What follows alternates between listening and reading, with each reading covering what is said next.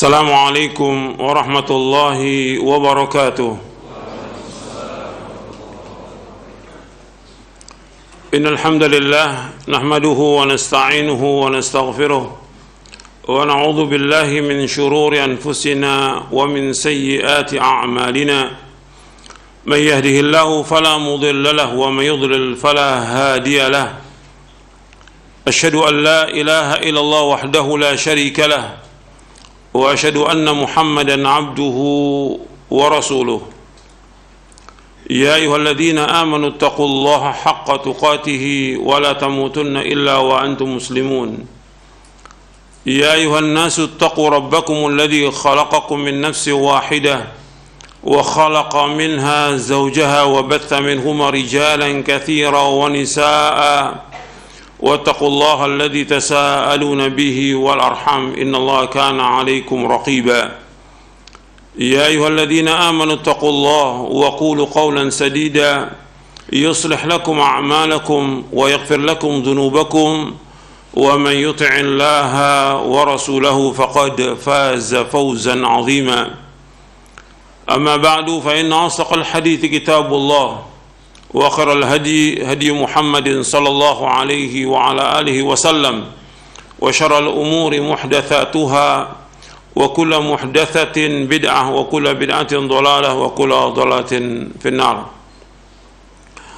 أيها الإخوة أعزكم الله, kepada seluruh jamaah yang hadir, ikhwan maupun akhwat yang mudah dirahmati oleh Allah Ta'ala, dan kepada seluruh yang kaum muslimin yang menonton kajian ini di mana saja berada, yang mudah-mudahan dirahmati oleh Allah SWT. Alhamdulillah, kita bersyukur kepada Allah Subhanahu wa taala atas segala nikmat yang Allah karuniakan kepada kita, nikmat Islam, nikmat iman, nikmat sehat, nikmat afiah, nikmat dijauhkan oleh Allah dari berbagai macam malapetaka. Ikhwan fiddin, azakumullah, kita bersyukur kepada Allah atas semua nikmat. Dan kita bersyukur kepada Allah diberikan hidayah di atas Islam dan Sunnah. Yang ini wajib kita berpegang teguh. Kita wajib belajar, memahami Quran wa Sunnah ala fahmi salaf. Kemudian kita wajib mengamalkannya. Ikhwan fiddin, azakumullah, pada hari ini kita akan membahas satu masalah, yaitu tentang masalah hukum meminta-minta.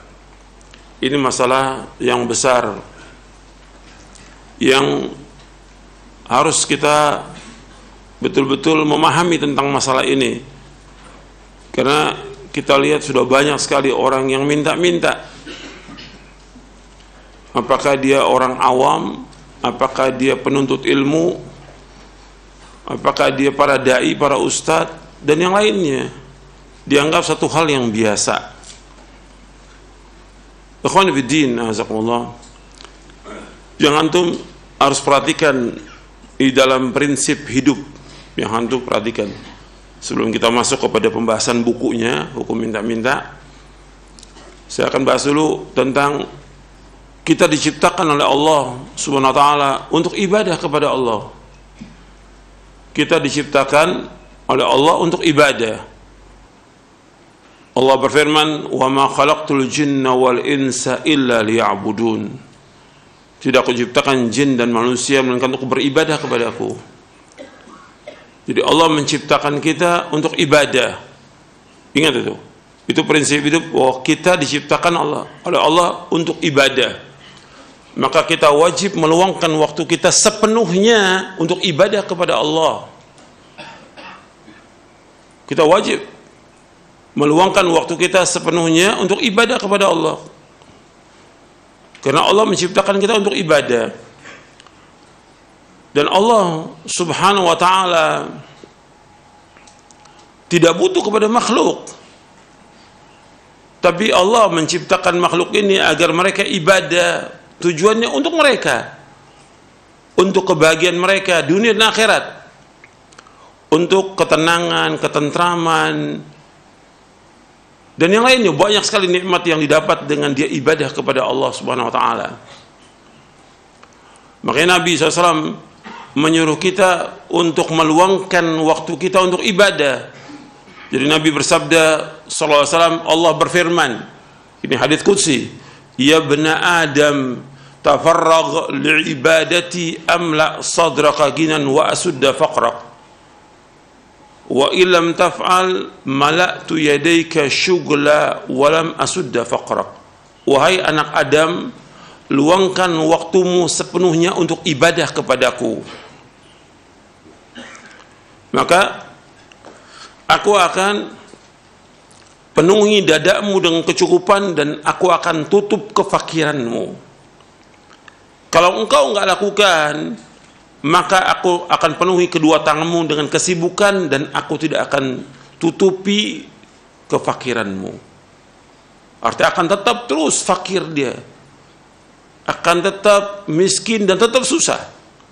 Tapi ketika dia meluangkan waktu untuk ibadah kepada Allah, maka Allah akan penuhi hatinya dengan kecukupan. Karena kekayaan yang hakiki yaitu kekayaan apa? Hati. Laisal ghina an kathratil aradi walakinnal ghina ghinan nafs. Kata Rasulullah SAW dalam hadis yang sahih yang diriwayatkan Imam Bukhari dan Muslim, sesungguhnya kekayaan itu bukan kekayaan banyak harta, bukan. Kaya yang dimaksud adalah kaya hati.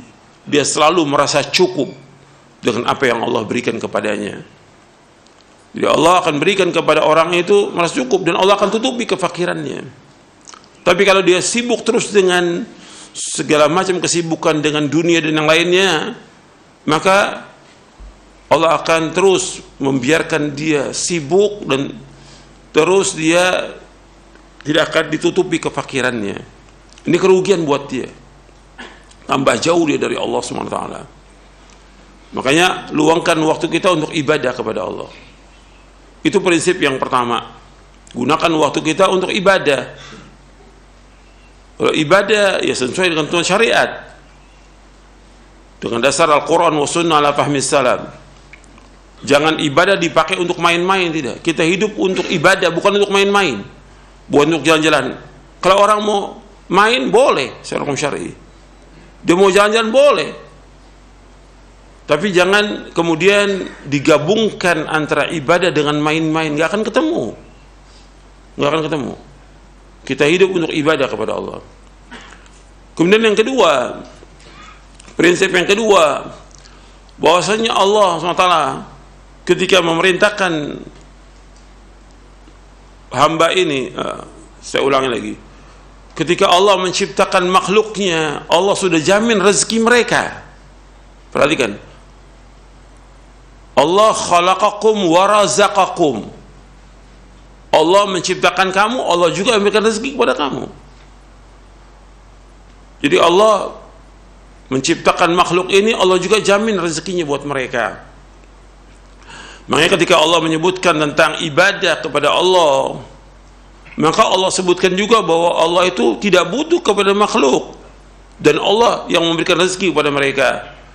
Wa ma khalaqtul jinna wal insa illa liya'budun ma uridu minhum min rizqin wa ma uridu an yut'imun innallaha huwar razzaqu dzul quwwatil matin.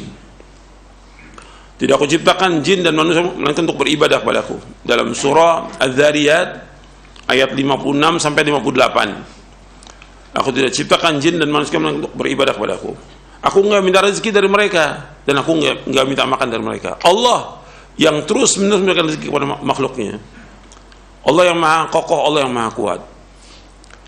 Kemudian ikhwan fillah, azakumullah, meskipun Allah sudah menciptakan kita, Allah menjamin rezeki, tapi kita diperintahkan oleh Allah untuk apa? Untuk mencari nafkah. Allah memerintahkan kita untuk berjuang, berjihad untuk mencari nafkah. Dan Allah sediakan seluruh fasilitas di muka bumi ini untuk menghidupi manusia, untuk menghidupi makhluknya. Allah yang ciptakan. Dan Allah menyediakan seluruh fasilitas agar manusia menggunakan itu untuk menegakkan hidupnya dan menegakkan ibadah kepada Allah SWT. Allah berfirman dalam surah Al-A'raf di ayat 11, di ayat 10, Allah berfirman, "Walaqad makkannakum fil ardi wa ja'alna lakum fiha ma'ayish qalilan ma tashkurun." Dan sungguh kami telah menempatkan kamu di muka bumi ini dan kami jadikan bagi kamu ma'ayish, semua tempat-tempat kehidupan. Artinya ma'isyah ini ribuan ma'isyah banyak yang halal, ribuan yang halal. Tinggal manusia berusaha untuk mencari. Allah sudah ciptakan itu dan Allah adakan untuk manusia. Qalilan ma tashkurun, tapi sedikit kalian untuk bersyukur. Antum lihat lagi dalam surah Al-Mulk di ayat 15. Dalam surah Al-Mulk ayat 15 Allah berfirman, "Walladzi ja'alakumul arda dalulan famshu fi manakibiha wa kulu min rizqi wa ilaihin nusyur." Dan Allah telah menjadikan bagi kalian bumi ini mudah untuk dijalani. Artinya enggak sulit. Bukan seperti mendaki gunung, mudah, dalulan. Semua mudah untuk dijalani oleh manusia ini. Famshu fi manakibiha, maka berjalanlah di muka bumi ini. Di semua bumi ini dan di pelosok-pelosoknya kamu jalani. Wa kulu min rizqi, makanlah dari rezeki Allah Taala. Wa ilaihin nusyur, dan kepada Allah kalian akan kembali. Disuruh kita untuk berjalan di muka bumi untuk mencari nafkah. Antum lihat lagi, setelah ibadah Allah suruh kita cari nafkah dalam surah Al-Jum'ah di ayat 10. Allah berfirman, "Fa idza qudiyatis salatu fantashiru fil ardi wabtaghu min fadlillah wadhkurullaha katsiran la'allakum tuflihun." Apabila sudah selesai salat Jumat, fantashiru fil ard, maka bertebaranlah kalian di muka bumi. Wabtaghu min fadlillah, dan dalam kalian mencari karunia Allah. Nanti kalian cari nafkah. Selesai sholat, cari nafkah. Bukan diam di masjid, bukan tidur di masjid.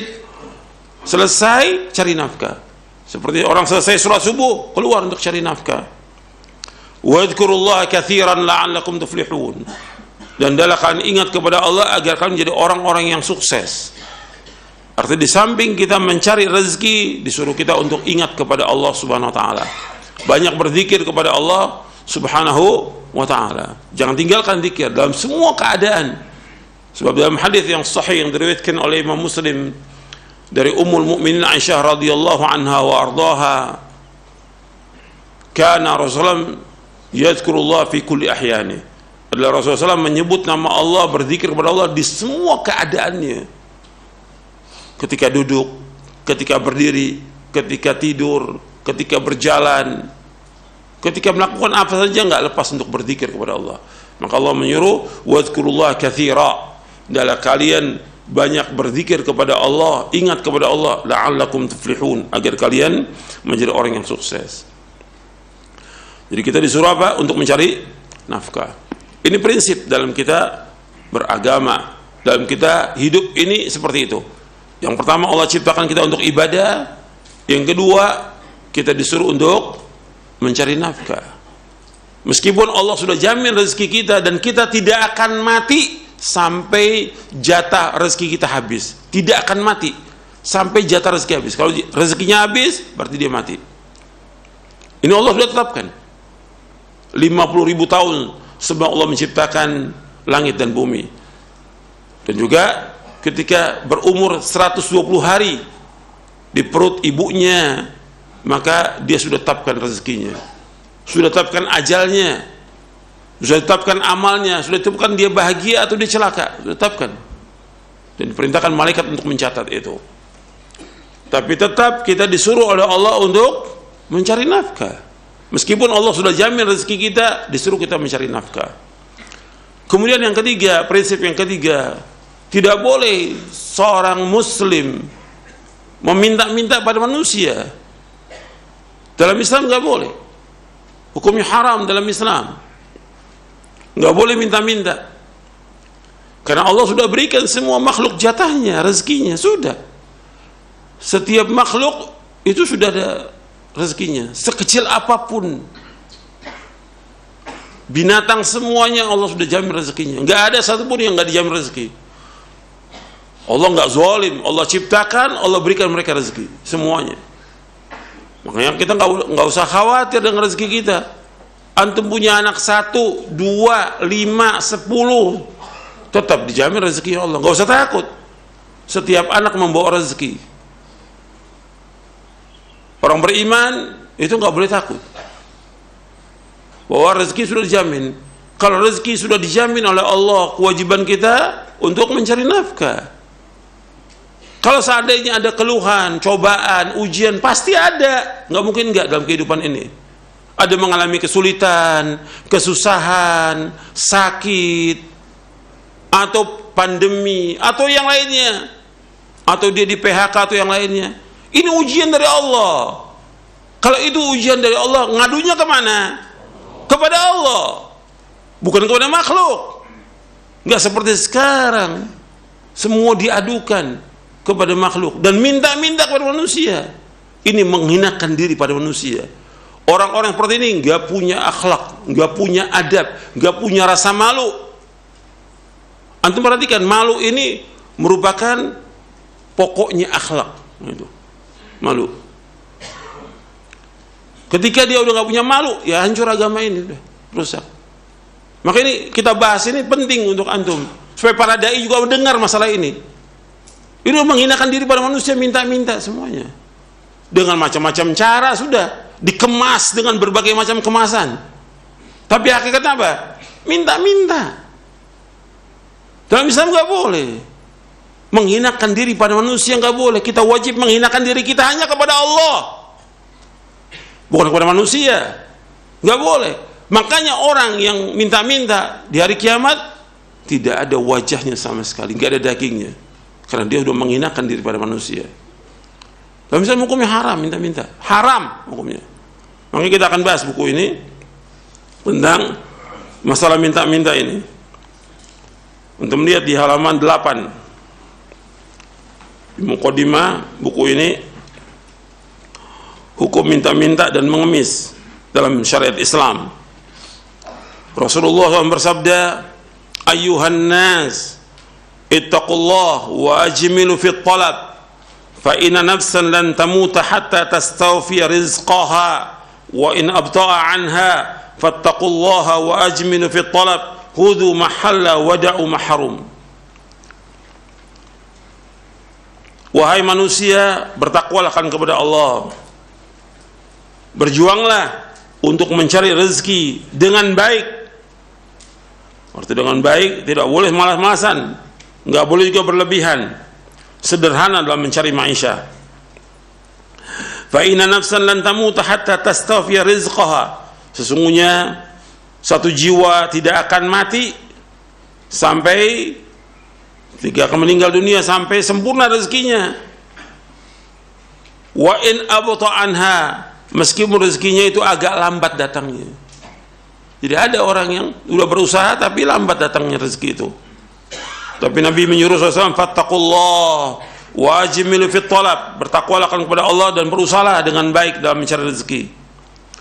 Kemudian kata Nabi, khudhu mahalla, khudhu, ambillah yang halal, wada'u mahrum, dan tinggalkan yang haram.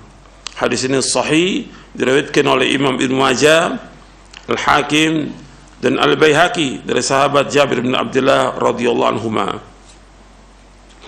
Jadi Nabi suruh sallallahu alaihi wasallam untuk apa? Wa ajmilu fit talab, disuruh mencari nafkah, suruh mencari nafkah. Karena setiap jiwa nggak akan mati, nggak akan meninggal sampai sempurna rezekinya. Disuruh kita, diulangi lagi oleh Nabi, fattaqullah wa ajmilu fit talab, bertakwalah kepada Allah dan berusahalah mencari nafkah dengan baik, mencari rezeki dengan baik. Artinya Nabi menyuruh kita semuanya mencari nafkah. Sahabat-sahabat, nggak ada di muka bumi orang yang paling mulia melainkan para sahabat. Generasi yang terbaik di umat ini yaitu para sahabat. Nggak pernah ada sebelum zamannya Nabi Muhammad SAW dan tidak akan ada lagi. Khairun nas, sebaik-baik manusia para sahabat. tetap Nabi menyuruh apa untuk mereka? Cari nafkah. Meskipun mereka hafal Al-Quran, mereka hafal hadis dan segala macam, tetap disuruh untuk mencari nafkah. Agar dia tidak bergantung hidupnya kepada manusia, nggak mengharap sesuatu dari manusia. Dia bergantung hidupnya hanya kepada Allah Taala. Itu orang beriman. Sehingga dia punya izzah, punya harga diri, punya kehormatan, punya wibawa. Tidak rusak kehormatannya. Sekarang nggak punya rasa malu, semua minta-minta, nggak punya malu. Kalau sudah rasa malu nggak ada apa? Kata Nabi apa? Idza lam tastahyi fasna' ma syi'ta. Kalau kamu nggak punya rasa malu, buat apa aja, terserah kamu. Apa aja langgar udah. Kalau nggak punya rasa malu. Ini perhatikan, malu ini justru mencegah kita untuk melakukan perbuatan yang haram. Gitu. Jadi minta-minta itu sudah jelas haram dalam Islam. Bahkan Nabi SAW membaiat para sahabat radhiyallahu anhu ajmain. Antum masuk Islam dulu, ketika orang masuk Islam baiat kepada Nabi. Masuk Islam baiat kepada Nabi. Jabat tangan baiat bahwa mereka masuk Islam dan dibikin perjanjian tidak boleh berbuat syirik kepada Allah, tidak boleh berbuat zina. Terakhir Nabi katakan apa? Wala tas'alunan nasa syai'a. Jangan kalian minta sesuatu kepada manusia. Orang baru masuk Islam dibaiat supaya apa? Tidak minta-minta kepada manusia. Antum perhatikan itu. Dan Nabi menyebutkan seperti itu. Bagaimana Nabi membaiat para sahabat radhiyallahu anhum ajmain agar para sahabat tidak minta-minta kepada manusia. Kalau sekarang kan enggak. Semua minta-minta pada manusia apa aja. Urusan apa aja, urusan makan, urusan anak-anak dan segala macam, semua minta-minta. Nanti saya bawakan hadis Nabi SAW yang menjelaskan tentang minta-minta. Ini puluhan. Dan Syekh Muqbil bin Hadi Al-Wadi'i rahimahullah, beliau menulis kitab tentang dhammul mas'alah, celaan untuk minta-minta. Beliau bawakan hadis di dalam kitabnya itu. Di muqaddimahnya beliau memberikan muqaddimah, saya melihat banyaknya para dai sekarang ini yang minta-minta pada manusia. Itu di muqaddimahnya. Maka beliau nulis itu karena banyak para dai sekarang ini yang suka minta-minta kepada manusia. Ini justru menjelekkan agama Islam. Jelek agama Islam dengan sebab itu. Enggak boleh. Jadi ikhwan fiddin, azakumullah, sekarang kita baca tentang beberapa hadis yang berkaitan tentang haramnya minta-minta. Dan Nabi menjamin bagi orang yang enggak minta-minta. Nabi menjamin bagi orang tidak minta. Dengan apa? Dengan surga. Nabi menjamin bagi orang tidak minta dengan apa? Dengan surga. Saya sebutkan dulu ini tentang para sahabat. Ini buku pekan yang lalu sudah saya jelaskan kepada antum. Bawa pekan yang lalu saya bilang, insya Allah pekan depan kita akan bahas tentang hukum minta-minta. Antum bawa bukunya. Saya sudah sampaikan dalam kajian pekan yang lalu. Antum lihat di halaman 73.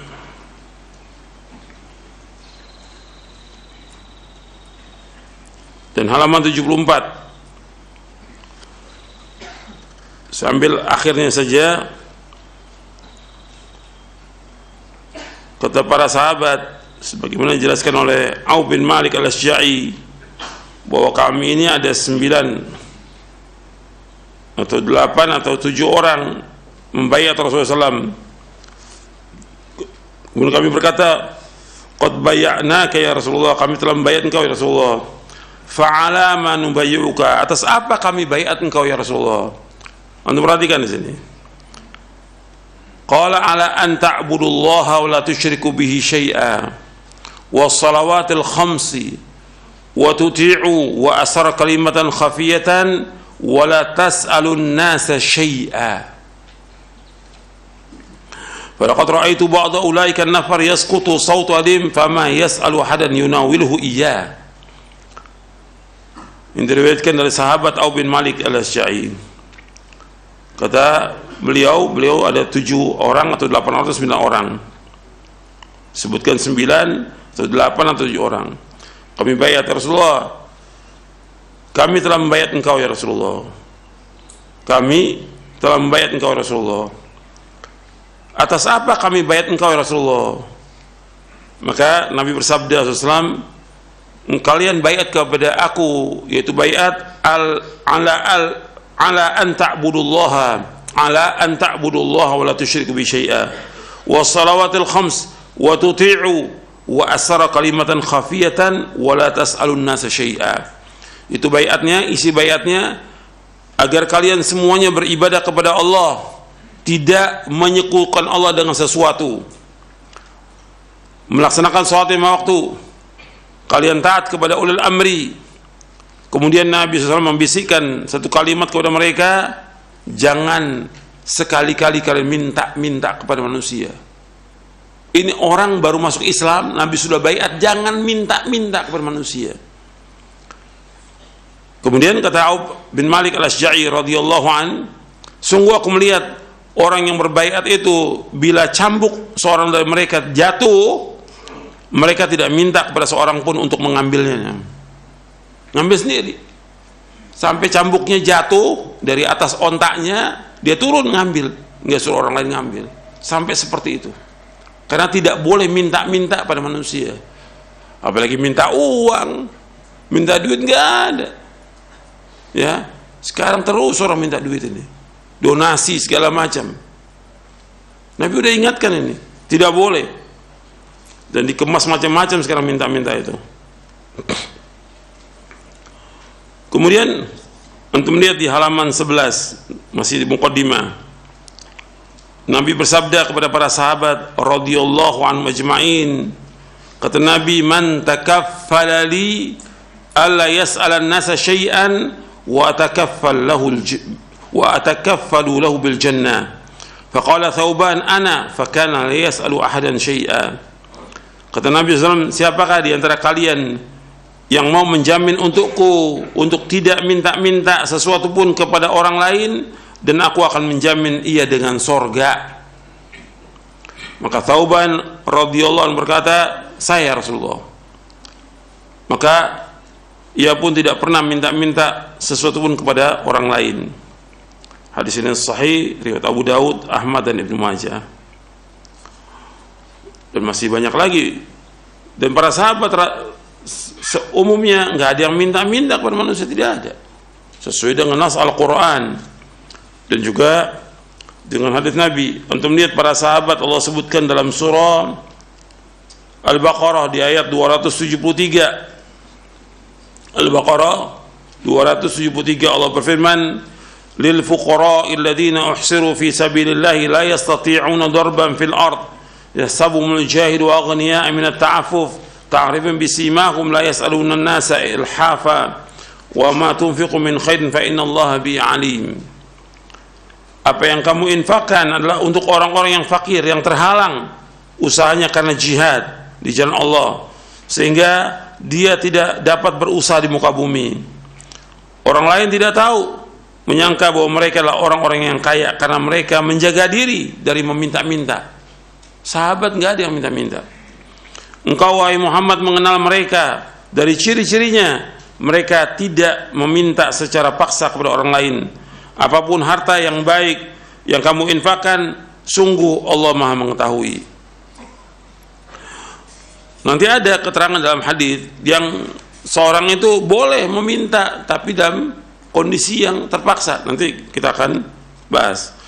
Adapun hadis-hadis tentang meminta-minta itu banyak. Sekarang kita baca di bab yang kelima di halaman 31. Ada berapa hadis? Sebenarnya hadisnya banyak ini. Dari sahabat Abdullah bin Umar radhiyallahu anhuma, ia berkata, Rasulullah SAW bersabda, ma zala ar-rajulu yas'alun nasa hatta ya'tiya yaumul qiyamati laisa fi wajhi muz'atu lahmin. Seseorang senantiasa minta-minta kepada orang lain sehingga ia akan datang pada hari kiamat dalam keadaan tidak ada sekerat daging pun di wajahnya. Hadis ini sahih riwayat Bukhari Muslim. Jadi orang yang minta-minta, dalam lafaz yang lain disebutkan mayazal. Jadi ada dua riwayat, ada mazal, ada mayazal. Artinya mazal ar-rajulu yas'alun nas. Senantiasa orang itu minta-minta kepada orang lain sampai nanti pada hari kiamat nggak ada lagi daging di mukanya, karena dia tidak punya rasa malu minta-minta pada manusia. Kan sering orang bilang kalau orang suka minta-minta itu nggak punya rasa malu, sering dibilang apa? Muka apa? Muka tembok. Sering dibilang muka tembok, nggak punya rasa malu. Makanya Allah balas mereka dengan perbuatan mereka sendiri. Nggak ada sekerat daging pun di wajahnya pada hari kiamat. Waliyatubillah sama-sama rafiah. Ini hadis sahih Bukhari Muslim.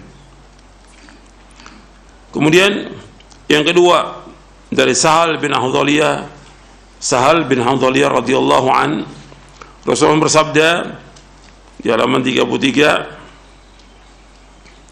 "Man sa'ala wa 'indahu ma yughni fa inna ma yastaqtiru minan nar." Barang siapa yang minta-minta padahal ia memiliki sesuatu yang mencukupinya, maka ia memperbanyak api neraka untuk dirinya.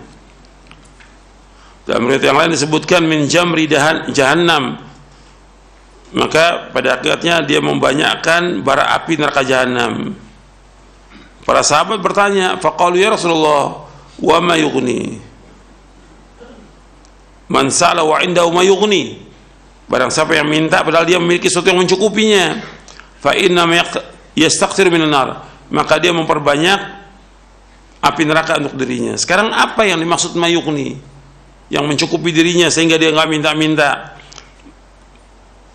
Mereka bertanya, para sahabat radhiyallahu majma'in kepada Nabi SAW. Kata mereka, ya Rasulullah, wa mayughni? Wa Rasulullah, apa yang mencukupinya? Apa yang dimaksud dengan cukup yang tidak boleh seorang minta-minta? Maka disebutkan qadru ma yughaddihi wa yu'ashi, yaitu dijawab sekedar ukuran yang dapat mencukupi untuk makan siang dan makan malam. Jadi kalau dia sudah punya beras untuk makan siang makan malam, udah nggak boleh minta-minta. Ini sekarang yang minta-minta sekarang apa? Sudah punya beras 1 karung di rumahnya, belum lagi yang lain, masih minta-minta pada manusia. Kemudian dikatakan lagi oleh perawi hadisnya, ayyakuna lahu shib'u yaumin wa lailatin aw lailatin wa yaumin, yang membuatnya kenyang dalam sehari semalam atau 1 malam dan 1 hari. Hadis ini sahih Imam Ahmad, Abu Daud dan Ibnu Hibban. Makanya sahabatnya sampai Abu Hurairah pingsan. Hadisnya sahih Bukhari. Abu Hurairah radhiyallahu anhu pingsan. Lapar dia, enggak minta pada manusia, tidak. Dan Nabi SAW meskipun enggak ada makanan di rumahnya, Nabi enggak minta-minta pada sahabat. Nabi menggadai apa? Baju besinya kepada orang Yahudi. Untuk apa? Untuk mendapatkan gandum untuk makan. Contoh kita Rasulullah SAW. Contoh kita Rasulullah Sallallahu Alaihi Wasallam. Contoh kita para sahabat radhiyallahu majma'in. Jangan lihat sekarang orang minta-minta, ustaz, jangan diikut itu nggak benar itu. Yang diikut adalah Rasulullah SAW, para sahabatnya. Kemudian hadis yang ketiga, Nabi bersabda SAW dari sahabat Hubshi bin Junadah radhiyallahu anhu, ia berkata, Rasulullah SAW bersabda, man sa'ala min ghairi faqrin fa ka'annama ya'kul jamra. Barang siapa yang minta-minta kepada orang lain tanpa adanya kebutuhan, maka seolah ia memakan bara api. Hadis sahih Imam Ahmad, Ibnu Khuzaimah, At-Tabrani dan Mu'jamul Kabir. Jadi barang siapa minta-minta kepada orang lain tanpa ada kebutuhan, dia minta-minta, maka dia makan bara api. Ya kenapa harus minta kepada orang? Kan bisa dia beli itu. Apa yang bisa dia beli, dia beli. Nggak mampu, ya sudah. Dia makan apa adanya. Tapi minta-minta nggak boleh.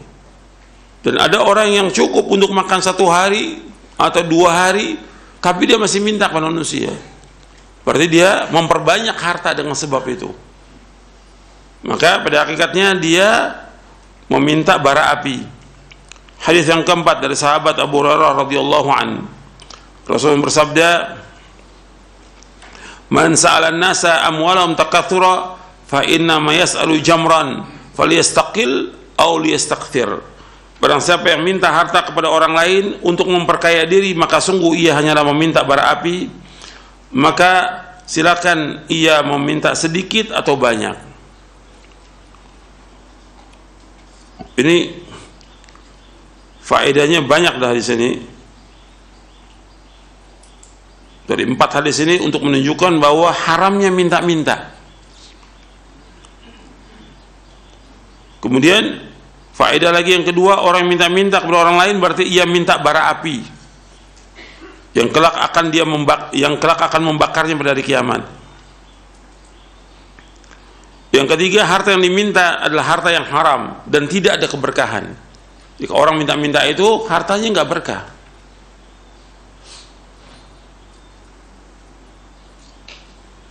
Kemudian faedah lagi, kalau orang minta-minta karena kebutuhan, memang dia nggak punya makanan sama sekali hari itu, dia terpaksa untuk minta, boleh.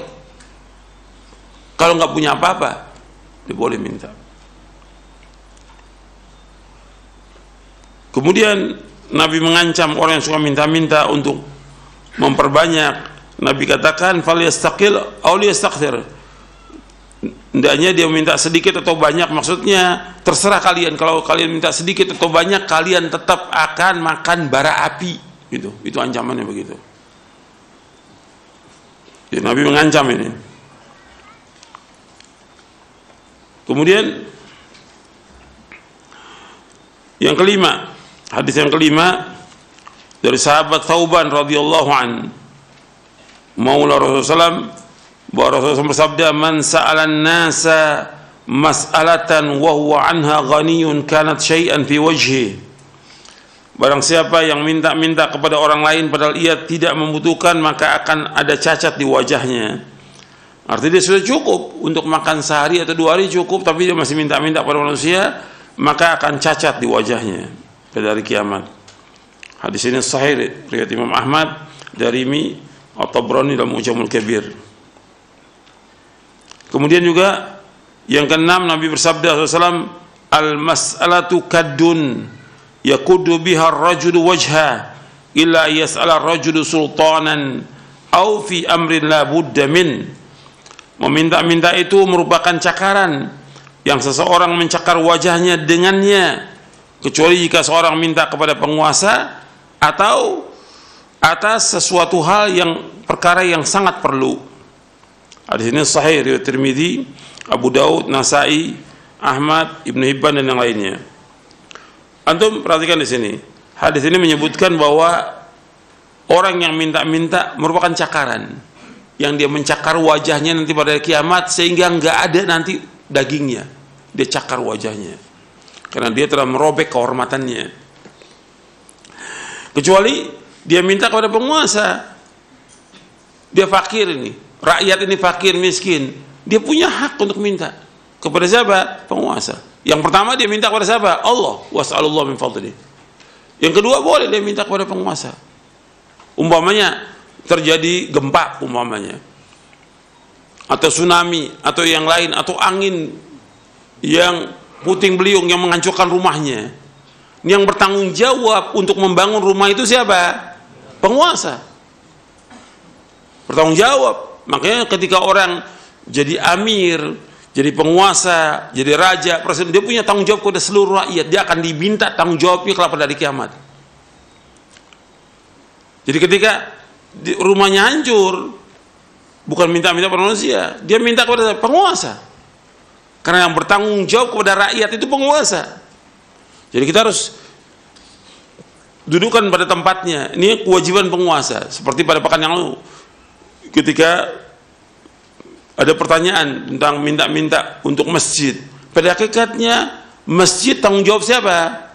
Penguasa.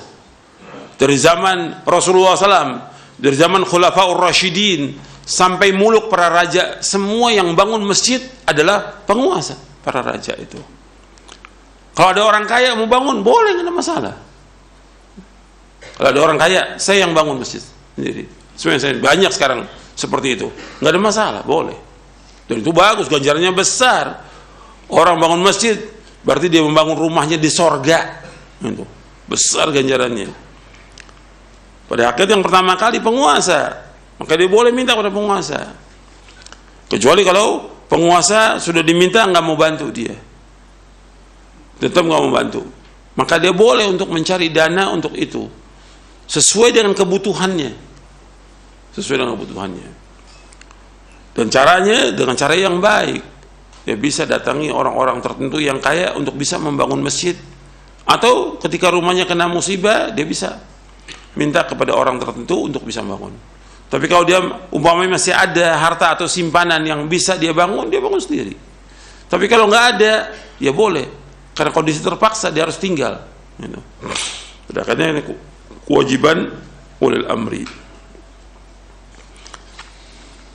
Kemudian ikhwan fillah, azakumullah, ini dua hadis ini menjelaskan tentang celaan kepada orang minta-minta, bahwa minta-minta hukumnya haram dan akan menjadi cakaran nanti pada hari kiamat. Artinya dia nggak akan mempunyai wajah di hari kiamat nanti. Dan boleh kita minta-minta kepada penguasa.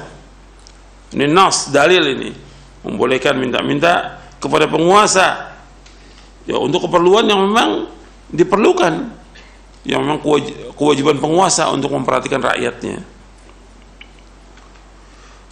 Kemudian ikhwan fillah, azakumullah, antum lihat di halaman 39 penjelasan Syekhul Islam Ibnu Taimiyah rahimahullah dan penjelasan Al-Imam Ibnu Qayyim rahimahullah. Kata Syekhul Islam Taimiyah rahimahullah yang wafat tahun 728 Hijriah, beliau berkata, seorang hamba mesti mendapatkan rezeki dan ia membutuhkan rezeki. Dia pasti mendapatkan rezeki dan juga ia membutuhkan rezeki. Apabila ia meminta rezeki kepada Allah, maka ia menjadi hamba Allah dan butuh kepada Allah. Apabila ia meminta kepada makhluk, maka ia menjadi hamba makhluk dan butuh kepada makhluk. Oleh karena itu, meminta-minta kepada makhluk hukum asalnya adalah haram, dibolehkan oleh syariat dalam kondisi yang darurat. Ini beliau sebutkan dalam kitabnya Al-Ubudiyah. Dan setelah itu beliau bawakan beberapa hadis tentang haramnya minta-minta. Setelah itu beliau bawakan beberapa hadis tentang haramnya minta-minta. Dan di antaranya beliau bawakan juga tentang bagaimana Rasulullah membaiat para sahabat tidak boleh minta-minta kepada manusia. Dan beliau juga membawakan hadis Ibnu Abbas di dalam kitab Al-Ubudiyah itu, idza sa'alta fas'alillah wa idza sta'anta fasta'in billah. Bila engkau minta-minta kepada Allah, apabila engkau minta tolong kepada Allah.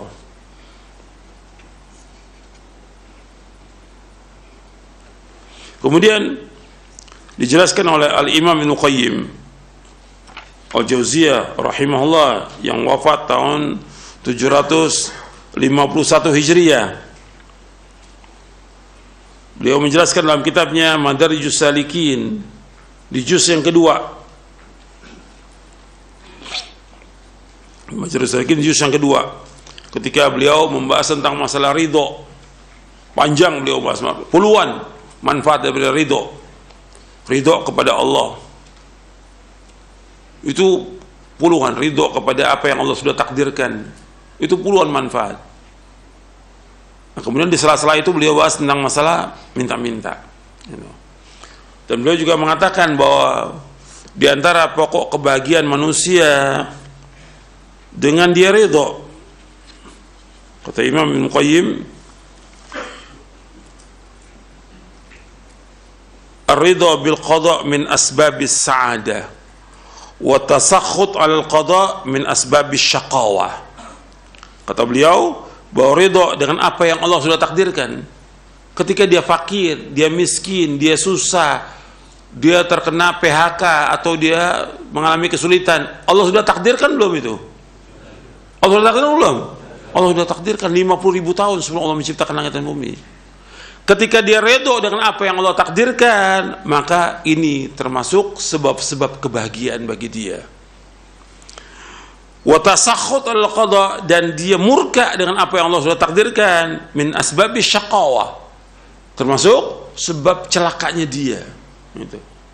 Maka bagi kita redha dengan apa yang Allah sudah takdirkan, redha.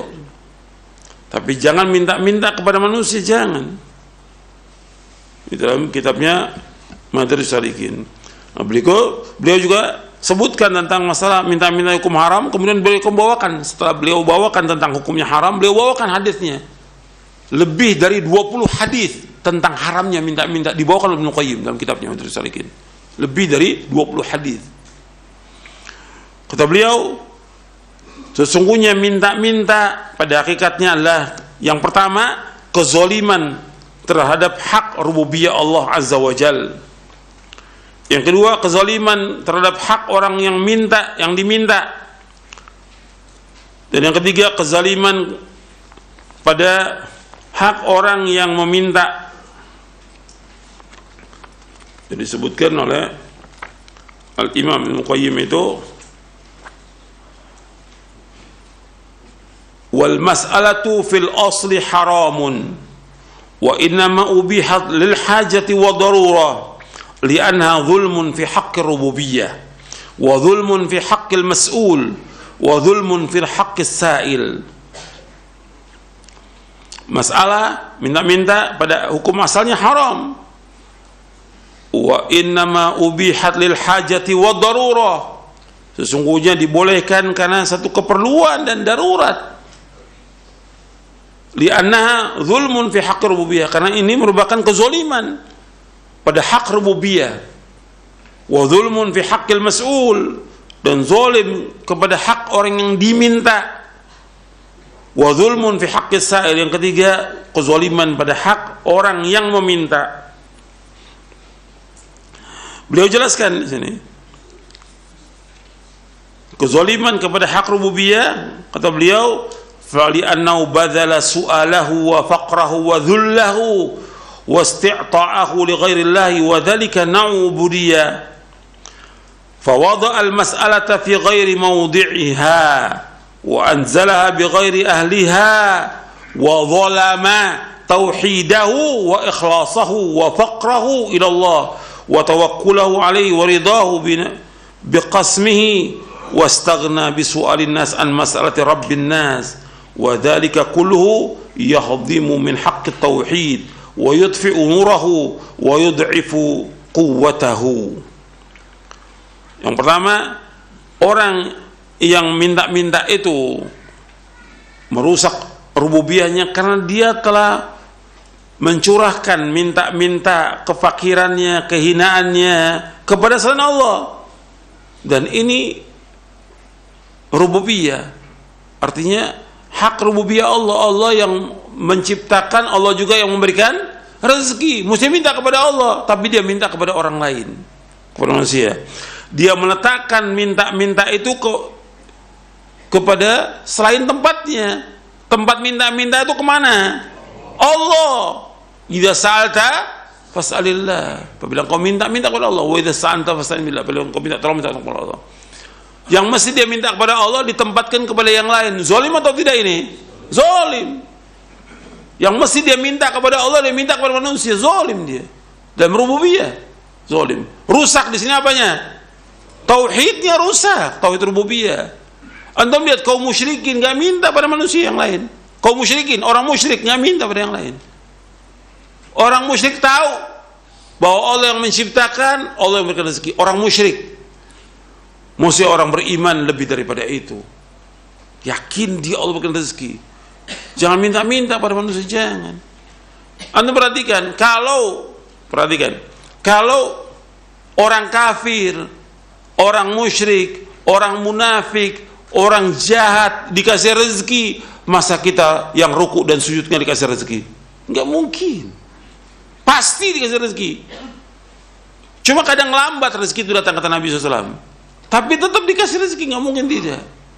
Kecuali kalau jatah rezekinya habis, pasti dia mati. Pasti udah. Karena itu Nas menyebutkan demikian. Makanya jangan minta-minta pada manusia. Dia telah menzolimi tauhidnya, keikhlasannya, kefakirannya. Yang mesti dilakukan kepada Allah, tawakal yang kepada Allah, dia minta kepada manusia. Ini zolim, orang ini zolim. Dia menzolimi hak rububiyah yang mestinya dia minta kepada Allah SWT. Dia merusak tauhidnya. Dia telah memadamkan cahaya tauhid dan dia telah melemahkan kekuatan tauhid itu. Rusak sudah tauhidnya. Kalau sudah rusak tauhidnya, apalagi yang mau diharapkan dari orang itu? Orang kalau rusak tauhidnya, mau apalagi yang diharapkan dari orang itu? Mau dakwah, bagaimana mau dakwah? Dia udah rusak. Gimana orang rusak mendakwakan manusia? Minta-minta pada manusia, itu menghinakan diri pada manusia. Allah murka kepada orang itu. Allah murka. Ini kezaliman yang besar. Yang kedua, wa amma dzulmul mas'ul fa li annahu sa'alahu ma laysa 'indah. Apapun kezaliman kepada orang yang diminta, yaitu ia minta kepada orang yang kekayaannya itu tidak ada padanya. Dia telah menyusahkan orang itu. Dan kalau dia berikan dengan rasa apa? Tidak senang. Fali annau sa'ala ma laysa 'indah. Dia minta orang yang punya apa-apa. Yang memiliki rezeki di langit di bumi siapa? Allah.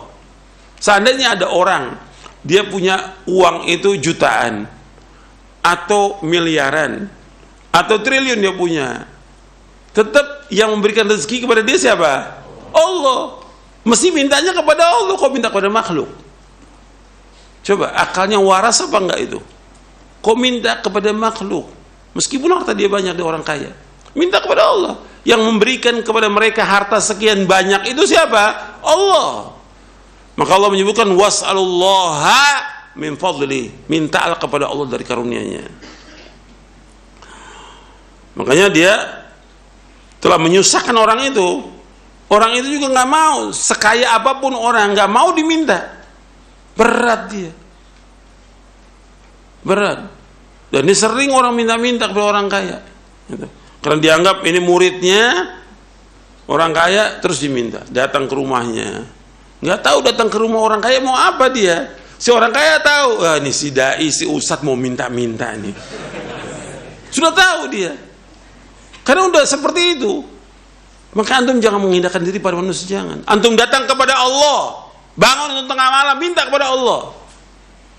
Sujud kepada Allah, paling dekat seorang hamba kepada Allah pada waktu dia sujud, minta kepada Allah. Faktir doa, banyakkan doa. Kok datang ke orang kaya minta? Antum menghinakan diri pada manusia. Gitu. Makanya dulu orang-orang soleh nggak mau datang kepada orang kaya. Datang ke penguasa nggak mau mereka. Takut mereka. Nggak seperti sekarang. Datang ke orang kaya, ada aja alasan. Anaknya sakit, belum bayaran, belum, ada aja tuh. Ceritanya semua cerita susah. Kalau giliran senang nggak cerita, diem dia. Supaya apa? Supaya dibantu, supaya ditolong. Itu nggak boleh. Ini orang yang hina, yang seperti ini orang-orang yang hina, orang yang rendahan yang seperti ini. Orang Muslim punya izzah, adukan semua kesulitan kepada Allah Taala. Nggak perlu orang tahu. Kita susah, kita sulit, nggak usah. Antum nangis kepada Allah, jangan adukan kepada manusia. Ini kepada orang kaya, sehingga orang kaya apa? Menghinakan dia. Dan banyak ustadz yang dihinakan orang kaya. Diatur sama orang kaya, nggak ada harga diri sama sekali, udah nggak ada izzah sama sekali. Dan dibukti di masyarakat seperti itu. Sampai ngajar juga diatur sama ustadz. Ustadz nanti materinya begini ya, begini. Terus diatur sama orang kaya. Orang kaya bodoh, nggak punya ilmu, karena dia nggak ngaji. Si dai yang udah belajar, Masya Allah, sampai ke luar negeri belajarnya, pulang, antum mengisi masalah ini ya, jangan yang lain. Sami'na wa ata'na, la haula wa la quwwata illa billah. Haula wa la quwwata illa billah. Nggak ada harganya sama sekali. Depan orang kaya nggak ada harganya, depan muridnya nggak ada harganya. Karena dia minta-minta pada manusia, nggak punya izzah. Kita minta apa saja kepada Rabbul Izzah. Minta kepada Rabbul Izzah. Allah yang punya kemuliaan, Allah yang punya kekayaan. Allah Ghaniyun Hamid. Seluruh manusia itu butuh kepada Allah. Minta kepada Allah. Jangan pada orang kaya, jangan. Kemudian wa amma dzulmu li nafsihi fa innahu araqa ma'a wajhi wa dhalla li ghairi khaliqihi wa anzala nafsahu adna al-manzilatain wa radiya laha bi abkhasil halatain wa radiya bi isqati syarafi nafsihi wa izzati ta'affufi wa rahati qana'atihi wa ba'a sabrahu wa ridahu wa tawakkulahu wa qana'atahu bima qusima lahu wa istighna'ahu 'anil nas bi su'alihim wa hadha 'ainu dhulmihi li nafsihi id wada'aha fi ghairi mawdi'iha. Kata Imam Qayyim, dia menzalimi dirinya, dia telah menumpahkan kehormatan mukanya itu kepada orang lain. Dia telah menghinakan dirinya kepada selain Allah Taala. Dia telah menempatkan dirinya pada dua kedudukan yang paling rendah.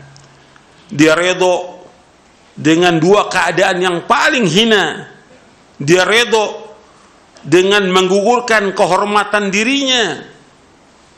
Dia redho dengan menggugurkan kemuliaan dia untuk tidak minta-minta pada manusia. Dia minta-minta pada manusia. Dia telah menggugurkan kehormatan dirinya dengan apa? Dengan qanaah, yang mesti dia qanaah cukup dengan apa yang Allah berikan, dia jual kepada orang lain. Dia jual kesabarannya, dia jual keredoannya, dia jual tawakalnya, dan juga qanaahnya dengan apa yang Allah berikan kepada dia. Dan dia minta-minta kepada manusia, dan ini merupakan betul-betul kezaliman pada dirinya, karena dia meletakkan bukan pada tempatnya. Dan terus disebutkan oleh Imam Qayyim, wa adhaba izzaha wa sagharaha wa haqqaraha. Dia telah menjual dan menghilangkan kemuliaan dirinya, dia telah menghinakannya, dia telah merendahkannya. Rendah orang-orang yang minta-minta itu rendah, hina gitu. Makanya tidak boleh dalam Islam minta-minta, hukumnya haram. Dia telah menjual kesabarannya, tawakalnya kepada selain Allah. Dia jual kepada manusia. Dan ini kezaliman. Nanti antum bisa lihat itu, antum baca. Dan Ibnu Qayyim setelah itu membawakan lebih dari 20 hadis tentang tidak bolehnya minta-minta, hukumnya haram. Jadi ikhwan fillah, azakumullah, ini masalah minta-minta hukumnya haram, dan kita nggak boleh minta-minta kepada manusia. Bahwa kita orang beriman itu diberikan segala macam oleh Allah Ta'ala untuk mencari nafkah. Cari nafkah, tadi ayatnya sudah dibawakan. Dan yang paling nikmat kita makan itu dari hasil jerih payah kita sendiri, bukan dari minta-minta.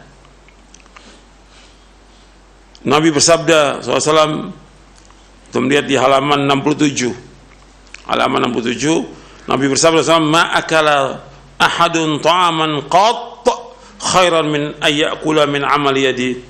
Wa inna Nabi Allah Daud alaihissalam kana ya'kulu min amal yadi. Tidaklah seorang itu makan suatu makanan pun yang lebih baik daripada hasil pekerjaan atau usaha tangannya sendiri. Dan sungguhnya Nabi Allah Daud alaihissalam adalah makan dari hasil pekerjaan tangannya sendiri. Hadis ini sahih riwayat Imam Bukhari dari sahabat Miqdam. Ini Nabi Daud ini dia seorang nabi dan juga seorang apa? Raja. Dia cari makan dengan tangannya sendiri, nggak minta-minta. Kan saya raja, kan saya nabi, Nabi alaihi salatu wassalam gitu. Ini enggak, baru jadi pelajar aja thalibul ilm udah minta, saya mau belajar, saya perlu duit. Si dai, saya mau dakwah, saya mau safari dakwah ini, perlu duit. Ayo donasi.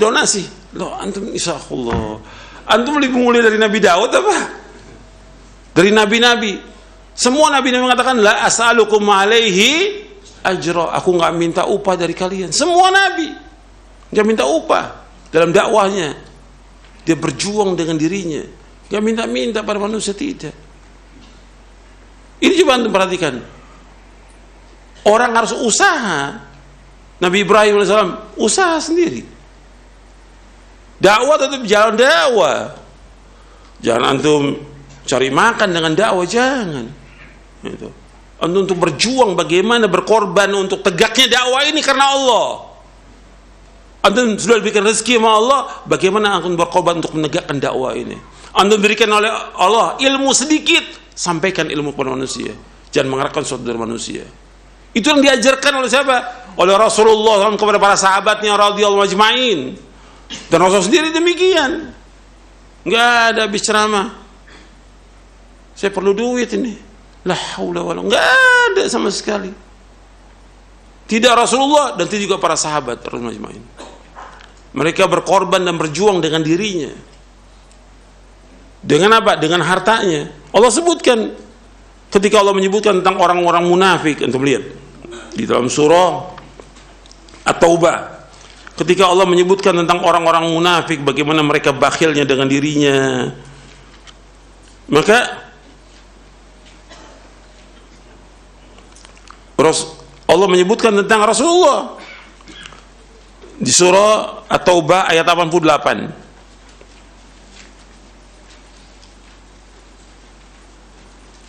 Surah At-Taubah ayat 88. Lakinar rasul walladzina amanu ma'ahu jahadu bi amwalihim wa anfusihim wa ulaika lahumul khairat wa ulaika humul muflihun a'adallahu jannatin tajri min tahtiha al-anharu khalidina fiha dzalikal fawzul azim. Akan tapi Rasul sallallahu alaihi wasallam dan orang-orang yang bersamanya, siapa yang bersamanya? Sahabat radhiyallahu ajma'in. Jahadu, mereka berjihad bi amwalihim, dengan harta mereka. Perhatikan tuh, ini nas Al-Quran, bi amwalihim, dengan harta mereka. Rasul berjihad dengan hartanya, para sahabat berjihad dengan hartanya untuk menegakkan agama ini. Wa ulaika lahumul khairat, bagi mereka semua kebaikan. Al-khairat, sebagian mufassir menentukan khairat itu artinya wanita-wanita bidadari surga. Wa ulaika humul muflihun, dan mereka adalah orang-orang yang sukses, orang yang beruntung. Allah sediakan bagi mereka surga-surga yang mengalir di bawahnya sungai-sungai yang mereka kekal dalamnya selama-lamanya. Yang demikian adalah kemenangan yang besar. Kemenangan yang besar. Ini harus diperhatikan nih oleh para dai, bahwa kita harus berjihad dengan diri kita, dengan harta kita. Cari nafkah, tetap cari nafkah, wajib. Dakwah, tetap dakwah, wajib. Tinggal kita bagi waktu kita untuk dakwah, kita bagi waktu kita untuk cari nafkah. Dan Nabi Zakaria seorang nabi, kana Zakaria najjaron, kata Nabi SAW. Nabi Zakaria seorang tukang kayu. Tukang kayu. Apa? Karena dia tukang kayu lalai dari dakwahnya? Tidak, tetap dakwah jalan terus. Tapi cari nafkah jalan terus. Hadis ini sahih. Yang tadi yang disebutkan bahwa Nabi Daud itu cari nafkah makan dengan usaha sendiri, itu riwayat Bukhari. Adapun Nabi Zakaria sebagai tukang kayu, ini hadis yang sahih riwayat Muslim, Ahmad, Ibnu Majah dari sahabat Abu Hurairah radhiyallahu anhu. Dan para anbiya wa rasul alaihi wassalatu wassalam tidak minta upah dari manusia. Antum lihat nih ayat-ayatnya di halaman 69. Qul ma as'alukum alaihi min ajr wa ma ana minal mutakallifin in huwa illa dzikrul alamin wa la ta'lamunna naba'u ba'da hin. Katakanlah Muhammad, aku tidak meminta imbalan sedikit pun kepadamu atas dakwahku, dan aku bukanlah termasuk orang yang mengada-ada. Dan Al-Quran ini tidak lain hanyalah peringatan bagi seluruh alam semesta, dan sungguh kamu akan mengetahui kebenaran beritanya Al-Quran setelah beberapa waktu lagi. Kemudian juga Allah berfirman, wa ma as'alukum alaihi min ajr in ajriya illa ala rabbil alamin. Ini semua nabi-nabi mengatakan demikian. Dan aku tidak meminta imbalan kepadamu atas ajakan ini, imbalanku hanya dari Allah Rabbul Alamin. Enggak minta upah. Semua nabi, semua rasul alaihi wassalatu wassalam. Dan orang yang mengatakan bahwa saya ini tidak mau bekerja, saya mengharapkan pemberian orang saja, ini kata Imam Al-Barbahari, orang yang seperti ini nggak pernah lakukan para sahabat. Antum lihat di halaman 71. Kata Imam Al-Barbahari rahimahullah dalam kitabnya Syarh Sunnah, beliau wafat tahun 329 Hijriah. Kata beliau, tidak boleh orang mengatakan saya tidak mau kerja dan saya ambil upah dari pemberian orang saja. Perbuatan semacam ini tidak pernah dilakukan oleh para sahabat radhiyallahu anhum, tidak juga oleh para ulama sampai dengan zaman kita sekarang ini. Bahkan Umar bin Khattab radhiyallahu an mengatakan pekerjaan yang rendah atau hina tetapi halal lebih baik daripada ia mengharap pemberian manusia. Kerja seperti apa pekerjaan yang dianggap hina oleh manusia? Seperti antum jual air di pinggir jalan, jual air di lampu-lampu merah umpamanya. Atau pekerjaan-pekerjaan jadi kuli umpamanya. Itu lebih mulia daripada minta pada manusia. Antum ada para ulama yang memang mereka tetap menuntut ilmu, tetap juga dakwah, mereka jadi kuli untuk menghidupi kehidupannya. Ada jadi ulama yang jadi kuli, nggak ada masalah. Yang penting dia tidak minta-minta pada manusia. Kemudian kata Al-Hafidz Ibnu Hajar Al-Asqalani rahimahullah, kalau yang tadi perkataan Imam Al-Barbahari rahimahullah, kalau ini kata Al-Hafidz Ibnu Hajar Al-Asqalani membawakan perkataan Imam Ahmad bin Hanbal. Beliau mengatakan, kata Imam Ahmad, wajib atas manusia semuanya untuk bertawakal kepada Allah Ta'ala dan melatihnya serta membiasakan diri mereka untuk berusaha, maksudnya untuk kerja, cari nafkah. Ini Al-Hafidz bawakan dalam kitabnya Fathul Bari di juz yang ke-11. Kemudian Al-Hafidz juga Ibnu Hajar membawakan perkataan Umar bin Khattab ini. Jadi ini untuk perhatikan banyak penjelasan para ulama tentang masalah ini, bahwa kita disuruh untuk mencari nafkah, tidak boleh bergantung pada manusia, tidak boleh mengharap sesuatu dari manusia. Orang beriman dia memberi itu lebih bagus daripada dia meminta, atau dia selalu diberikan. Yang terbaik kita memberi. Dan kalau kita menjaga diri, Allah akan jaga diri kita. Kalau kita merasa cukup, Allah akan cukupkan kita. Pasti Allah akan cukupkan. Kita fakir, miskin, kita nggak punya apa-apa, Allah pasti akan. Ketika kita, antum perhatikan nih, ketika kita miskin, susah, sulit, anak kita sakit dan segala macam, Allah tahu atau tidak? Allah yang alim, yang khabir tahu atau tidak? Allah Maha tahu. Ketika kita susah, sulit, sakit, segala macam, kena musibah, kena bencana, Allah tahu Allah. Allah sedang menguji kita. Allah ingin tahu bagaimana kita tadarru' kepada Allah. Kita menghinakan diri kita kepada Allah. Kita minta kepada Allah. Allah ingin tahu. Allah uji kita untuk menguji keimanan kita. Kita benar atau tidak iman kita? Jujur atau tidak kita? Benar ya kita bergantung pada Allah? Kemudian diuji sama Allah, malah dia minta-minta pada manusia, mengharap pada manusia. Berarti ini nggak benar ini. Bukan hamba Allah, hamba manusia. Seperti tadi kata Syekhul Islam, dia telah menghambakan dirinya dengan minta-minta kepada siapa? Kepada manusia. Beliau bahas di kitabnya apa? Kitab Al-Ubudiyah. Syekhul Islam bahas dalam kitabnya Al-Ubudiyah. Kita harus menghamba kepada Allah karena kita minta kepada Allah, bukan menghamba pada manusia. Dan Nabi SAW menganjurkan kita untuk ta'afuf, qanaah, tidak minta-minta. Antum lihat di bab 11 hadis yang ke-15, Nabi bersabda SAW, kata Hakim bin Hizam radhiyallahu an, Nabi bersabda SAW, al-yadul ulya khairun min al sufla wabda biman ta'ul wa khairus sadaqa an dhahri ghina wa man yasta'fif yu'ifahu Allah wa man yastaghni yughnihi Allah. Tangan yang di atas lebih baik daripada tangan yang di bawah. Mulailah dari apa yang kau tanggung. Dan sebaik-baik sedekah ada yang selebih dari keperluan. Sebaik-baik sedekah selebih dari keperluan. Barang siapa yang menjaga kehormatan dirinya, maka Allah akan menjaganya. Wa may yasta'fif yuhibbu. Kalau kita menjaga diri kita, Allah akan jaga kita. Wa may yastaghni yughnihillah. Dan barang siapa yang merasa cukup, Allah akan cukupkan dirinya. Hadis muttafaqun alaih, riwayat Bukhari dan Muslim. Jadi kalau kita merasa cukup, maka Allah akan cukup kita. Jangan mengharap dari manusia, jangan minta-minta. Dan jelaskan kepada orang, masih banyak orang yang perlu diberikan pemberian. Kalau kita cukup, udah katakan saya cukup. Jadi jelas gitu. Kalau seandainya ada orang memberikan kepada kita, kita nggak mengharap, sama sekali. Kita dikasih, maka Nabi suruh untuk menerima gitu. Tapi kalau kita tidak mau terima, kita boleh. Itu hak kita untuk menolak pemberian itu. Umar radhiyallahu an, Nabi tahu Umar mengalami kesulitan dalam hidupnya. Ada orang memberikan kepada Umar, kemudian ditolak Umar. Kata Nabi, kamu terima, karena Nabi tahu Umar membutuhkan. Kamu terima. Kalau kamu nggak butuh, kamu berikan kepada orang lain.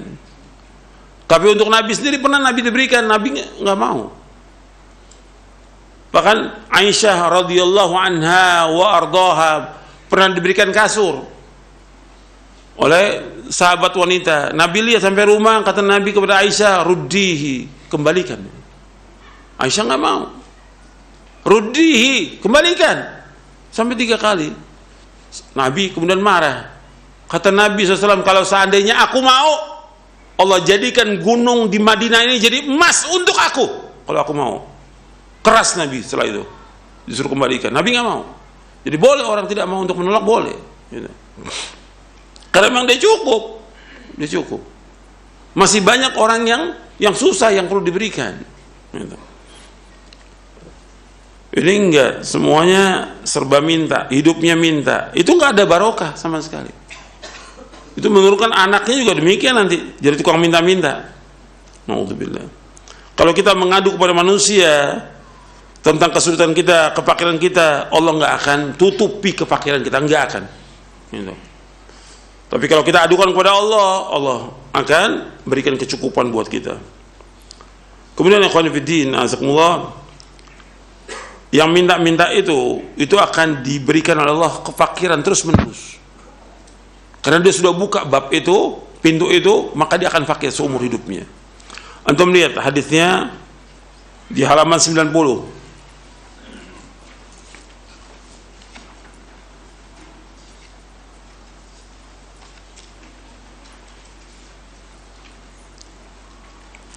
Kata Nabi SAW, "Thalathatun uqsimu alaihinna wa uhadithukum hadithan fahfadhu."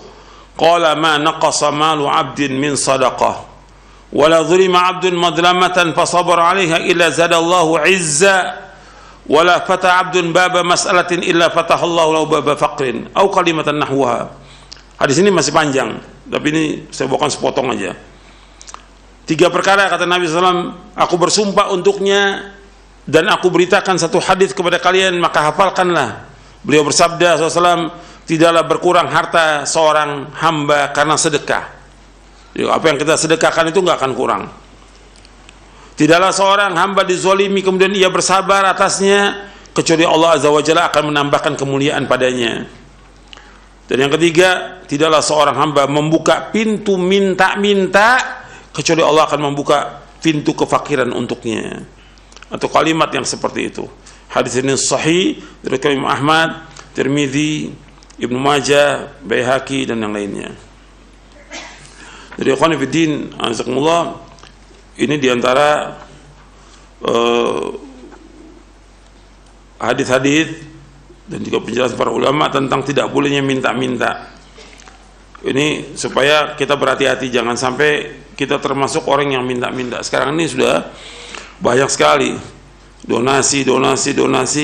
Bukan nggak boleh orang untuk meminta sesuatu yang memang sangat diperlukan. Seperti di masjid, di tempat itu nggak ada masjid.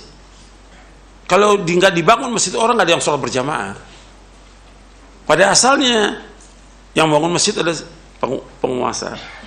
Penguasa nggak ada peduli tentang masalah ini. Ya kita boleh cari dana untuk itu, tapi datangnya orang-orang kaya tertentu aja yang mau. Mungkin ada orang yang mau satu masjid. Di Indonesia ada, bukan hanya di Timur Tengah aja yang ada. Di Indonesia ada orang yang bangun sama masjid. Saya yang bangun masjid ini dan saya yang jamin untuk keperluannya, operasionalnya. Ada di Indonesia ini ada. Gitu. Dan itu barokah buat dia hartanya dengan sebab itu. Kalau enggak ya berapa orang bangun, gak ada masalah. Tapi jangan terus menerus minta-minta. Apalagi di pinggir jalan, itu merusak nama Islam. Seperti itu. Atau memang pondok, nggak ada pondok di tempat itu, nggak ada pondok. Dan memang di masyarakat itu perlu pondok untuk pembinaan.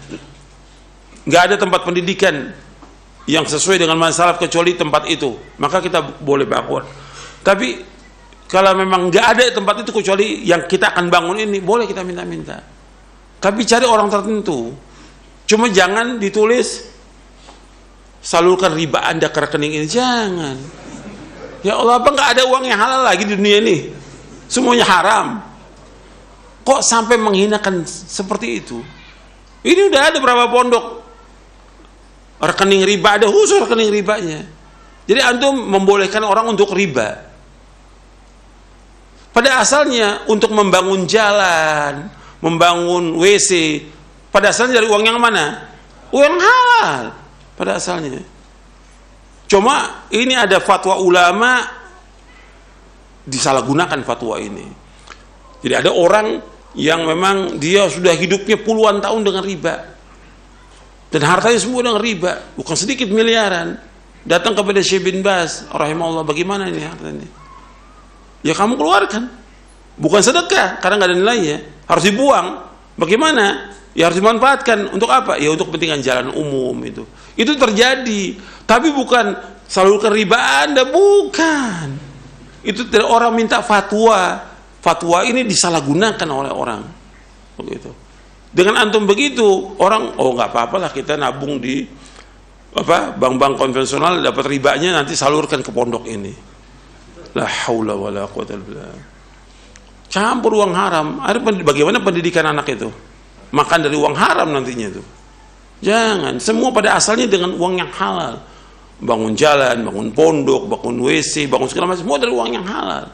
Gitu.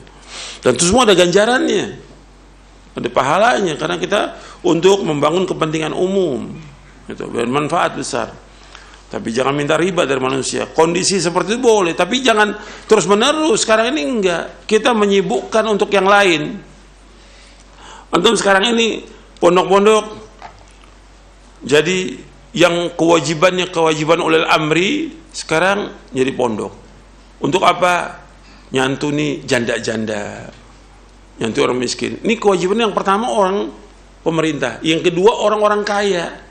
Nah sekarang kok jadi pondok sekarang ini, punya rekeningnya banyak lagi. Ada rekening ini. Dan orang kalau sudah minta-minta nggak akan berhenti. Untuk ingat tuh, udah nih selesai satu ini, punya program lagi, minta-minta lagi. Selesai lagi, bikin terus nggak akan berhenti. Kalau antum pondok itu untuk apa? Untuk minta-minta atau mendidik? Tempat pendidikan.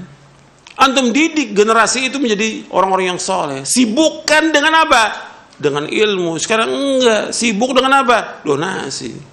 Udah sibuk tuh. Kalau udah mulai hari Sabtu nyari. Terus sampai udah malam Jumat udah sibuk. Tiap hari bayangin. Jadi udah nggak sempat lagi baca Quran, nggak sempat lagi baca kitab. Ini pondok loh. Ini nyari sumbangan. Dan nanti sudah begitu, seperti yang udah berkali-kali saya ucapkan bahwa harta itu fitnah atau bukan? Fitnah, kata Rasulullah, inna likulli ummatin fitnah wa fitnatu ummati al-mal. Setiap umat ada fitnah umatku masalah harta. Kalau udah seperti itu, udah nggak jelas lagi uang itu. Masuknya gimana dan siapa yang mengaudit uang itu, nggak tahu.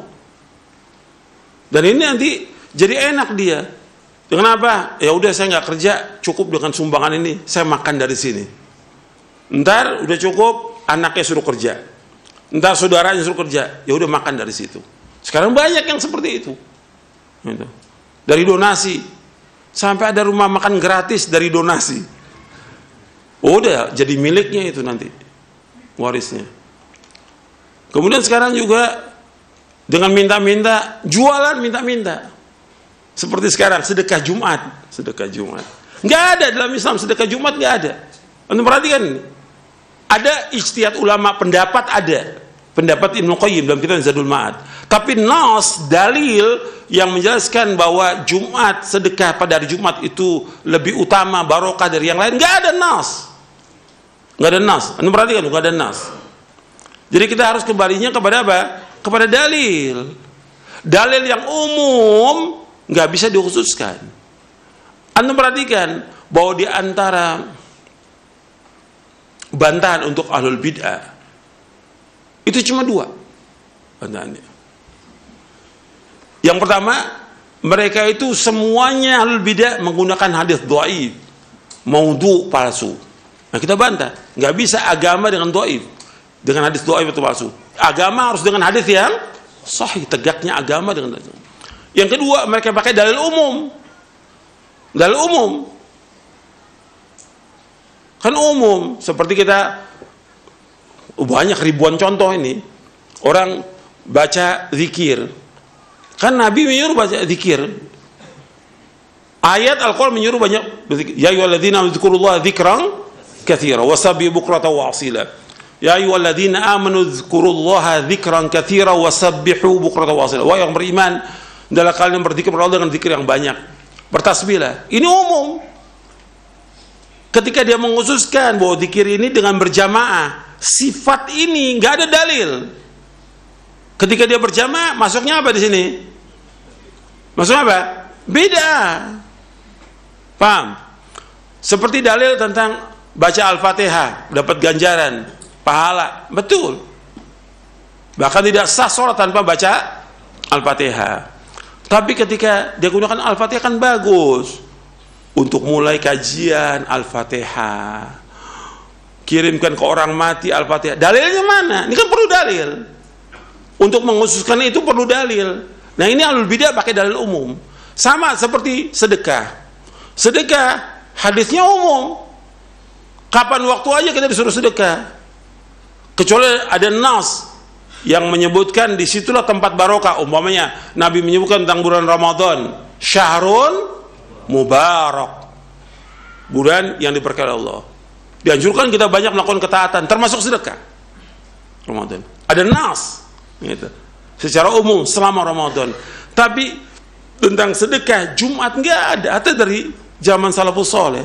Kalau ada, Nabi sudah lakukan. Nabi sudah sampaikan kepada sahabat, ini Jumat sedekah, nggak ada nas.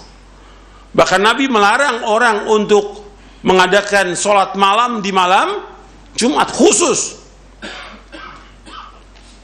La takhtassu yaumal jum'ah, la takhtassu lailatul jum'ah biqiyamin min bainal layali. Wa la takhussu yaumal jum'ati bi siyamin min bainal ayyam. Hadis ini sahih riwayat Muslim. Kata Nabi, jangan kalian khususkan malam Jumat dengan salat malam, dan jangan kalian khususkan siang hari Jumat dengan puasa. Kalau sholat malam nggak boleh malam Jumat mengkhususkan. Kalau dia tiap malam sholat malam nggak ada masalah, malam Jumat dia sholat. Tapi malam lain nggak sholat, sholatnya hanya malam Jumat, nggak boleh. Hari lain dia nggak puasa, puasanya hari Jumat mengkhususkan, nggak boleh. Sama seperti ziarah kubur hari Jumat tidak boleh, mengkhususkan tidak boleh. Sama juga dengan sedekah hari Jumat, nggak ada nas. Gitu. Ketika kita mengkhususkan hari Jumat, dari mana dalilnya? Nggak ada dalil. Itu disebutkan oleh para ulama tentang masalahnya, oleh Syekh Utsaimin rahimahullah dan yang lainnya. Boleh. Sampai menyebutkan Jumat barokah. Jumat barokah. Kata Syekh Ali Hasan, kalimat-kalimat ini udah jelas akan nantinya jadi bid'ah. Gitu. Berarti kalau yang lain tidak barokah. Hanya Jumat barokah, yang lain nggak barokah. Kalau kita sedekah hari Jumat, kalau hari lain nggak, bukan Jumat, kita nggak sedekah. Nggak boleh dalam Islam. Karena apa? Setiap hari justru sedekah. Kata Nabi, ma min yaumin yusbil ibadu fi illa malakani yanzilani fayaqulu aduma Allah ma'ati munfiqan khalafa wa yaqul akhar Allah ma'ati mumsikan talafa. Ini hadis riwayat Bukhari Muslim. Kata Nabi bersabda SAW, setiap hari 2 malaikat turun. Satu malaikat mengatakan setiap hari, setiap pagi, ya Allah gantikan orang yang infak hari ini. Ya Allah hancurkan orang tidak infak. Setiap hari malaikat itu turun. Berarti setiap hari kita disuruh sedekah. Nah, ketika mengusulkan Jumat, ini kemudian jadi nih. Para pedagang apa? Wah, mulai rebo nih. SMS orang kaya, sedekah Jumat. Gitu. Ini pada hakikatnya minta-minta. Gitu. Antum gimana dagang? Antum gak punya kemuliaan dagang. Ada orang mau beli, silahkan gak beli, gak ada masalah. Antum sudah usaha untuk dagang. Antum tawakal kepada Allah, serahkan kepada Allah. Laku atau tidak laku, ini ketentuan dari Allah Ta'ala. Tapi antum minta-minta, mulai Jumat, mulai hari Rebo tuh, mulai itu SMS, mulai WA, sedekah Jumat. Antum harus sedekah. Saya nggak sedekah, antum harus sedekah. Masya Allah, dipaksa orang. Antum jualan apa seperti ini? Antum bukan jualan, minta-minta, gitu. Nggak boleh dalam Islam. Sekarang antum gimana? Antum orang suruh sedekah hari Jumat, antum sendiri nggak sedekah. Terus juga gimana tuh transaksinya? Kalau jual beli gimana tuh?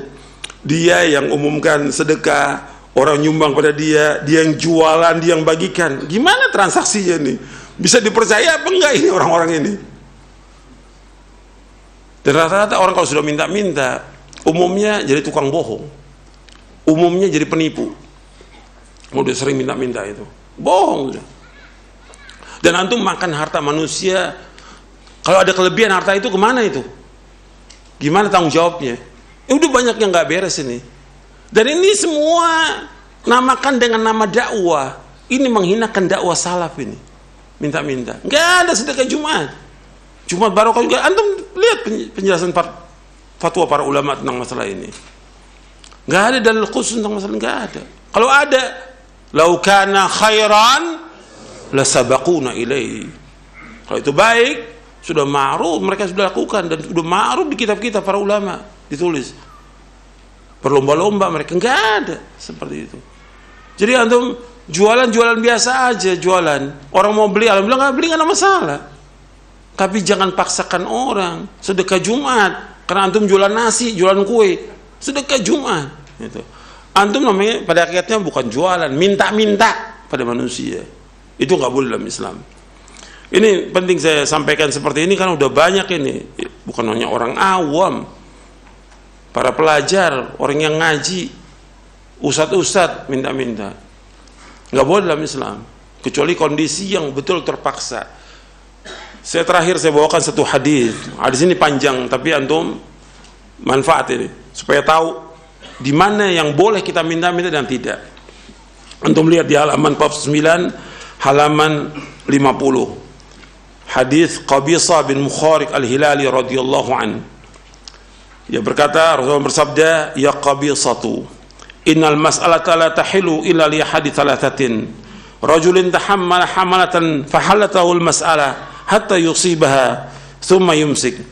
Wa rajulin asabathu hajjaihatun ijtahat malahu fahallat lahu al-mas'alatu hatta yusiba qiwaman min 'aishin aw qala sidadan min 'aishin.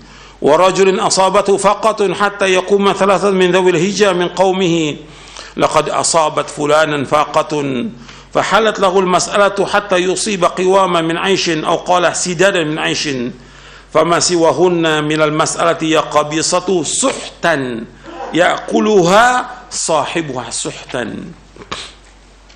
Kata Nabi SAW, wahai Qabisah, sesungguhnya minta-minta itu tidak halal kecuali bagi salah satu dari 3 orang.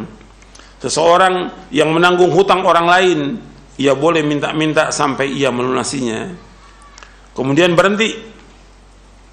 Ingat ya, seorang menanggung hutang orang lain, ia boleh minta-minta sampai ia melunasinya, kemudian ia berhenti. Yang kedua, seseorang yang ditimpa musibah yang menghabiskan hartanya, ia boleh minta-minta sampai ia mendapatkan sandaran hidup.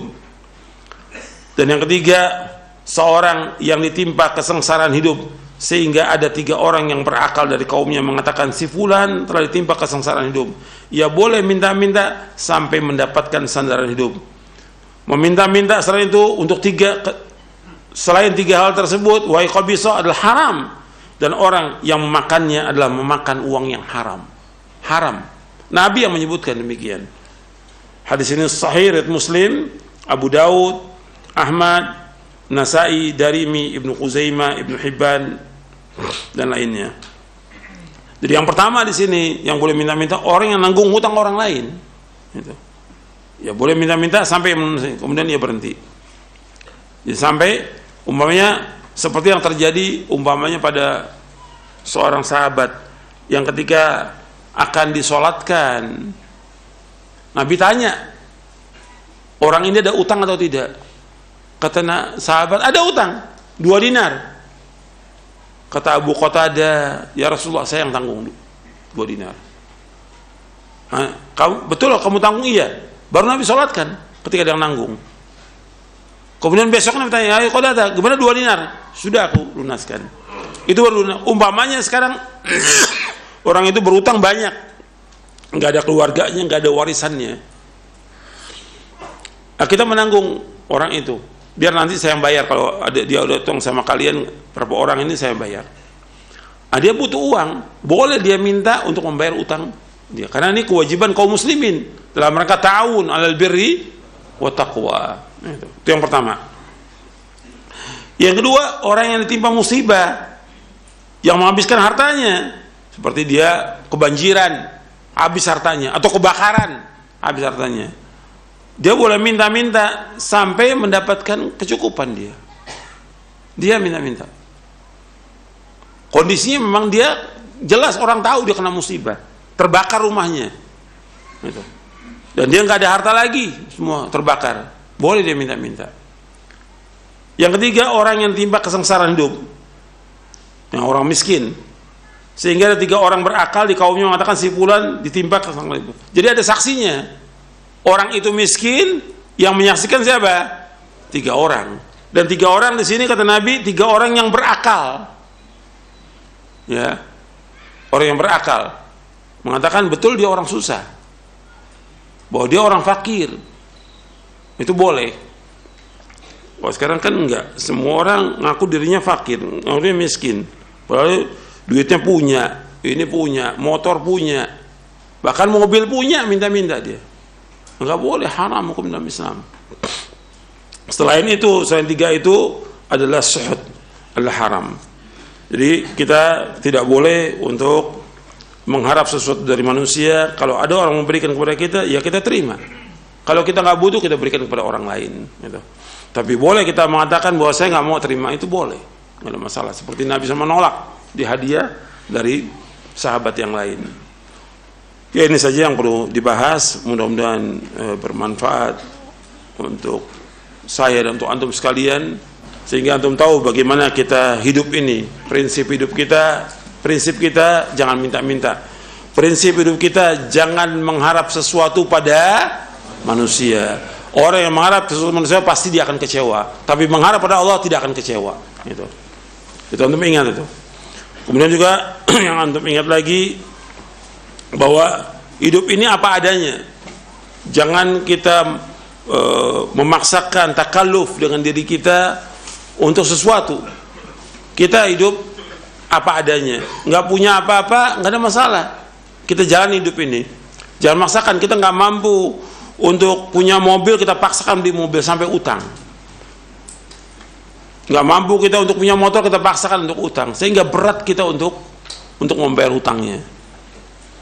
Kita bisa bangun rumah sederhana, tapi kita bangun rumah yang agak mahal sehingga kita utang sama orang sampai ratusan juta. Itu akan menyusahkan hidup kita nanti. Kalau kita mati, kesian istri kita, anak kita, nggak dapat warisan, yang dapat apa? Bayar utang. Jangan menyusahkan hidup ini. Kata Nabi, la tukhifu anfusakum ba'da amniha. Jangan kalian menakutkan diri kalian sudah aman. Dengan apa ya Rasulullah? Bidain, dengan utang. Jangan. Kita hidup apa adanya. Dan Nabi SAW tidak mau minta-minta pada manusia. memimpin dunia dan akhirat, Sayyidul Anbiyaul Mursalin. Untuk makan, Nabi nggak minta pada manusia. Dan sahabat tahu Nabi susah, tahu. Nabi nggak cerita pada orang lain. Ya pasti ada sahabat yang tahu, tapi nggak ada sahabat, ayo Nabi, yuk kita donasi buat Nabi. Nggak ada, sama sekali nggak ada.